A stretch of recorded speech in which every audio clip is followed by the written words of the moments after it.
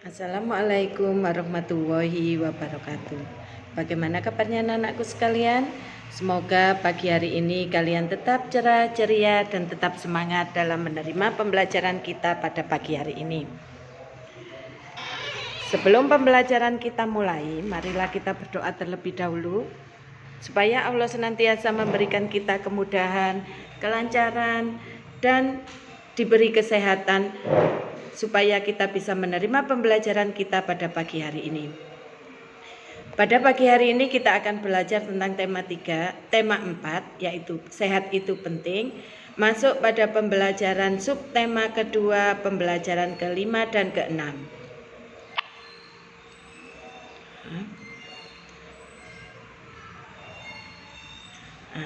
Setelah berolahraga bela diri, tiba-tiba kepala Edo terasa pusing. Edo teringat jika peredaran darah pada tubuhnya pernah terkena gangguan tekanan darah rendah. Kemudian Edo beristirahat di ruang UKS. Tahukah kamu penyebab terjadinya tekanan darah rendah? Sudah.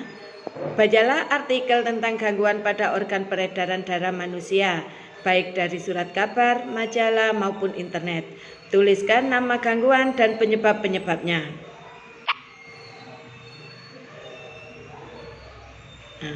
Nama gangguannya apa saja? Kalian tuliskan pada tabel berikut. Ya. Selanjutnya, kalian buka buku tema kalian halaman 81. Kalian baca tentang 4 faktor yang mempengaruhi kesehatan.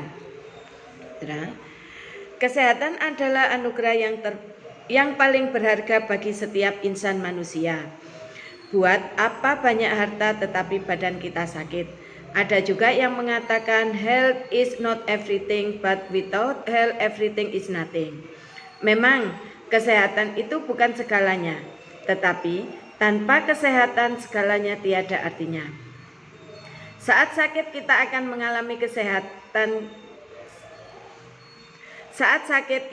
mengalami banyak kerugian. Selain biaya berobat yang mahal, waktu produktif kita juga terbuang percuma. Kita yang biasanya per jam dibayar 100.000, maka dalam 1 hari saja sudah mendapatkan 2.400.000. Uang yang harus kita dapatkan akan terbuang percuma kalau kita dalam keadaan sakit selama sebulan. Berapakah uang yang seharusnya masuk ke tabungan kita itu hilang begitu saja? Menurut Hendrik L. Pullman, terdapat 4 faktor yang mempengaruhi derajat kesehatan masyarakat, yaitu faktor perilaku, faktor lingkungan, faktor keturunan, dan faktor pelayanan kesehatan.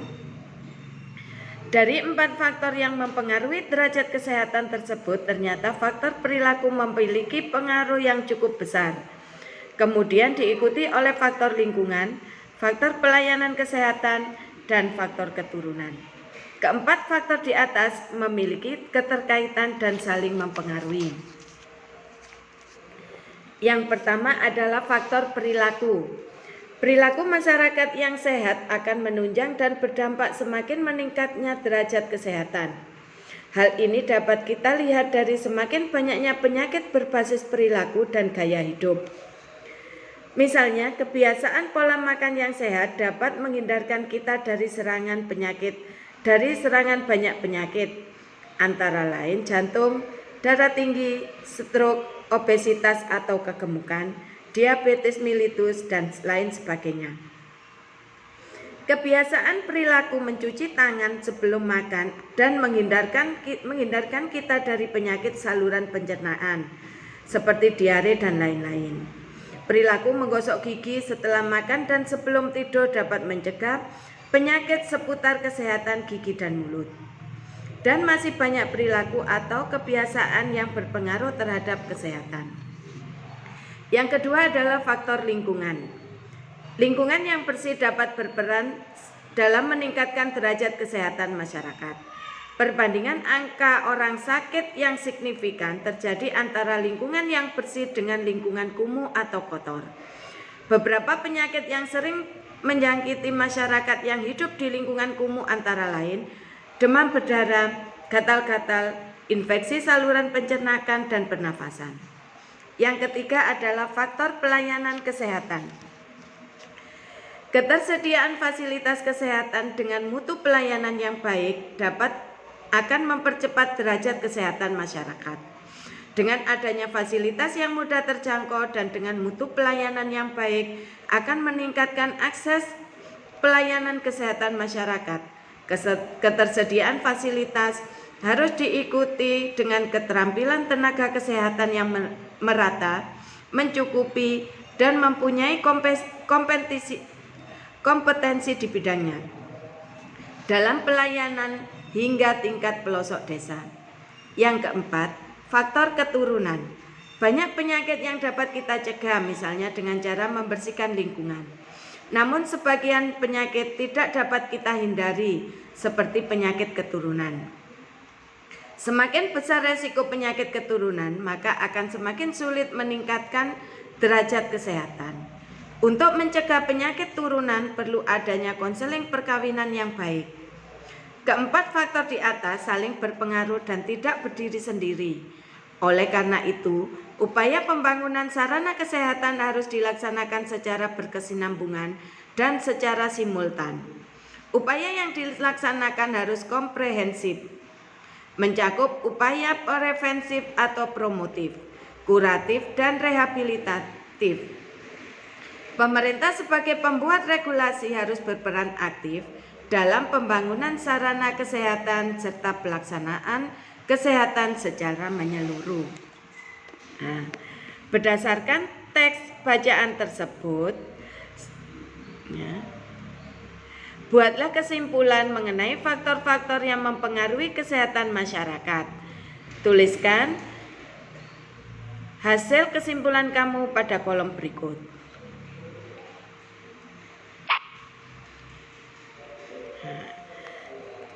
Selanjutnya adalah menari juga merupakan kegiatan yang menggerakkan anggota tubuh. Dalam menari hendaknya menggunakan pola lantai supaya gerak yang diperagakan lebih indah. Dalam menari kadang-kadang kita dilengkapi dengan properti tari. Pada tema sebelumnya kamu sudah belajar mengenai pola lantai. Pada pembelajaran 2 di subtema ini kamu juga sudah mengenal tentang properti tari. Sekarang kalian coba cari tahu kembali mengenai pola lantai dan properti pada sebuah tari.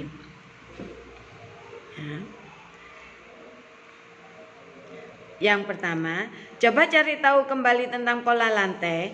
Kamu dapat melakukannya dengan cara mengingat kembali pembelajaran pada tema-tema sebelumnya, termasuk pada pembelajaran di kelas 4. Di kelas 4 dulu sudah pernah diajarkan tentang pola lantai. Yang kedua, setelah kalian mempelajari pola lantai, gambarkan bentuk pola lantai kelompok yang sudah kamu kenal.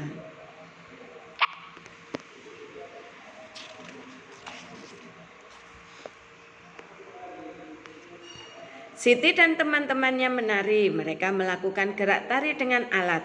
Perhatikan gambar gerakan mereka. Gerakan pertama, ini yang gerakan pertama. Sedangkan pada gerakan kedua, sudah. Sekarang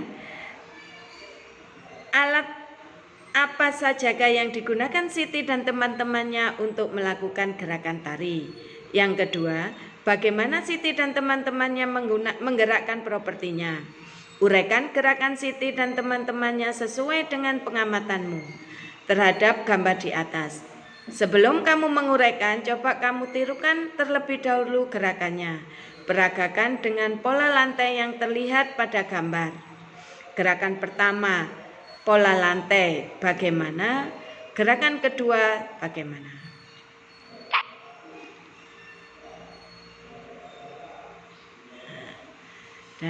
Tubuh manusia memang hendaknya banyak bergerak. Dengan bergerak seperti berolahraga dan menari, denyut jantung akan meningkat sehingga darah beserta oksigen dan nutrisi bisa disalurkan dengan baik ke seluruh tubuh. Jarang berolahraga membuat peredaran darah di seluruh tubuh banyak penyakit akan terganggu. Dampaknya, peredaran darah terganggu dan akan timbul banyak penyakit. Edo tidak mau sakit-sakitan, oleh karena itu Edo ingin banyak melakukan gerak. Seperti sore itu, Edo mengajak Udin bersepatu roda. Mereka beradu cepat. Jarak garis start dibuat di depan rumah Udin, sementara garis finish di depan toko Jaya. Sekarang kalian perhatikan gambar pada slide berikut. Jalan-jalan ke kota hujan, naik turun melewati bukit. Jangan lupa gerakan badan supaya kita tak pernah sakit. Hitam legam burung gagak, terbang bebas di langit tinggi. Okelah kawan, ayo bergerak, bersepatu roda sesuka hati. Nah, sekarang tahukah kamu isi pantun yang diucapkan Udin dan Edo tersebut? Tuliskan isi pantun tersebut pada kolom berikut. Nah, isinya apa? Ya. Masuk pada pembelajaran yang ke-6. Ya. Kalian lihat gambar berikut. Waktu belajar di kelas 5 hampir 1 semester, meskipun baru di semester 1. Siti dan teman-temannya berkumpul untuk berdiskusi membicarakan rencana pentas seni akhir semester 2. Siti dan teman-teman berkumpul di sebuah pendopo yang cukup besar, letaknya di tengah kota. Ternyata pendopo itu bagian dari bangunan yang ada di sekitar sekolah seni. Di pendopo itu banyak orang berlatih tari. Mereka menggunakan properti tari dalam memperagakan gerak tarinya.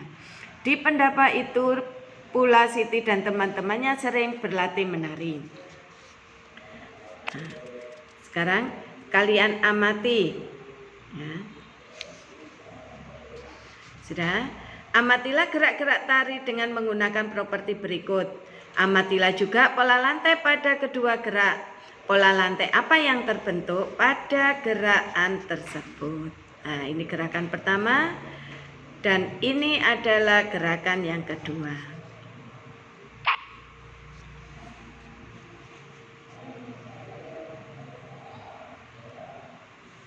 Ya, praktikkan kedua gerak pada gambar di atas.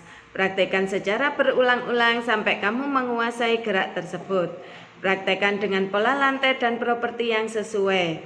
Setelah kamu menguasai gerak itu, peragakan di depan kelas dengan percaya diri. Nah, sudah.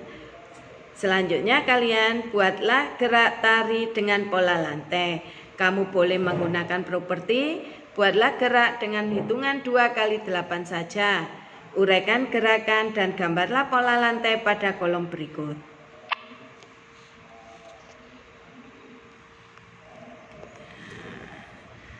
Selanjutnya adalah Siti dan teman-teman sepakat pada acara pentas seni akan mementaskan tari dengan properti. Lina dan Dayu yang akan menari dan ada 3 anak lain yang akan menyanyi untuk mengiringi tarian. Mereka akan bersama-sama menyiapkan acara pentas tersebut. Setiap anak harus bertanggung jawab atas tugas yang mereka sepakati. Sebagai contoh, Siti, Lina, Dayu akan bertanggung jawab menyiapkan busana tari yang akan digunakan. Udin dan Edo bertanggung jawab atas kebersihan tempat untuk berlatih tari. Sudah? Ingatkah kamu arti tanggung jawab? Pernahkah kamu diberi tugas? Apakah kamu bertanggung jawab atas tugas yang diberikan kepadamu? Apa wujud tanggung jawabmu atas tugas itu? Coba tuliskan jawaban dari semua pertanyaan tersebut pada kolom berikut. Sudah. Selanjutnya adalah apa yang dimaksud dengan tanggung jawab. Nama kegiatan, tugas untukmu apa saja, wujud tanggung jawabmu terhadap tugas tersebut apa.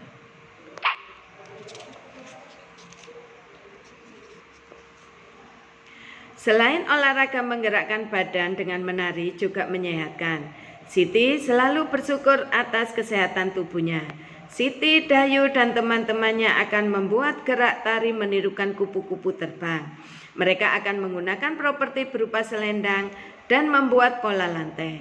Hari itu juga Siti dan teman-temannya membuat gerakan tari dengan properti selendang dan berbagai pola lantai. Berikut ini di antara gerakan yang dibuat Siti dan teman-temannya. Nah, sekarang buatlah gerakan-gerakan tari menggunakan selendang menirukan gerakan-gerakan kupu-kupu. Buatlah pola lantai untuk gerakan-gerakan yang kamu buat.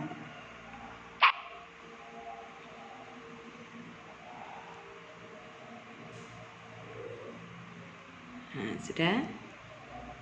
Kalian perhatikan gambar yang ada pada slide berikut.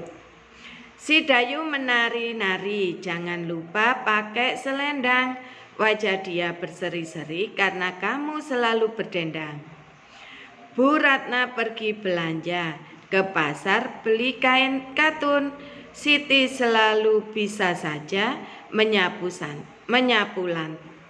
sambil berpantun. Nah, sudah, sekarang termasuk bentuk pantun apakah yang diucapkan Siti dan Edo di atas?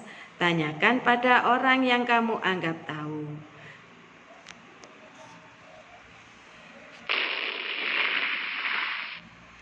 Usai sudah pembelajaran kita pada pagi hari ini. Semoga ilmu yang Ibu berikan pada pagi hari ini bermanfaat bagi kalian semua. Dan Ibu akhiri, wassalamualaikum warahmatullahi wabarakatuh.